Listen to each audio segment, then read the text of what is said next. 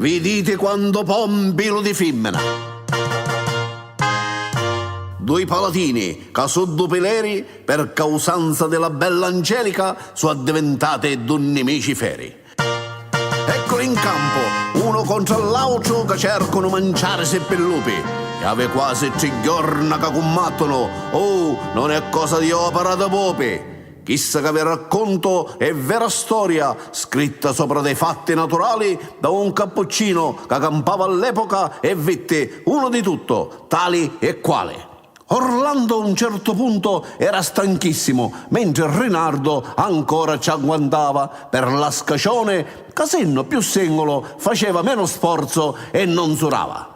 Ma Chiddo, con la lingua era un santissimo riavolo e cercava di avvilirlo dicendoci: com'è che mi giustifichi bene? Non ne vennero, dimmelo. Ti pare che non saccio, mo lo favo so, che sei lo pataterno dei spatazza, che ci vennissi a tutte le tue femmine, anche le stuppate di materrazza? Ti pare che non saccio, da settembre, quando passarono sotto il tuo paese, che si assortasti, uno appresso all'altro, a più di 700 magazzesi? Ti pare che non saccio che coi piccioli che ci trovaste dentro il saccappano ti fabbricaste il tanto splendidissimo castello antico di Montarbano? Intanto furriò la spada all'aria e disincorpo da così trementi che se Rinaldo non faceva un sabato era perduto irremissibilmente. Questo però si piglia la rivincita e ci dice: va bene, ma ora va, sono mai saputo fare tante picciole, segno che tengo molta abilità, ma tu con tutto che sei potentissimo parente dello stesso imperatore, ecco che si è ridotto per scavo, come se fosse un dento muratore. Tale dallo specchio, garrettino, vedete questo tuo sono storto. Gli aveva ragione la leggiata Angelica, che non sente pettiano giù trasporto. Aspetta, che mi basta l'animo con un coppo solo della mia posbetta di appareggiarti questa tua proposta. Così dicendo si inguartò alla sverta. Fici girare l'arma come animmolo e quando s'addunò che il suo vento che procedeva rifrescava l'aria, feci calare lesto il suo fendento.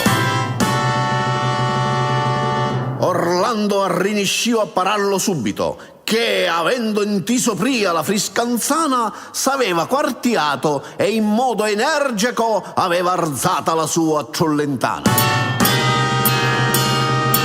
E quando s'ardonò che nello scindere la spada di Rinaldo aveva ziccato dentro il terreno e non poteva necchere, disse: potenti Dio sacramentato, ecco arrivata l'ora tua prenobis, Rinaldo, ti può fare il tuo debutto. E con un corpo di spatancia insupida lo buttò al suolo quasi tramortuto. Disse quello messo Sirise come se fora un gatto suriano: questa è la tua omertà, che puoi ferirmi mentre che sono senza spada in mano? Ah, sì, da riconosco a ripartissimo potente vili e piglio di Baggiano. Non fosse tu che ci faciste il traino, ha dato al mondo sotto la fontana?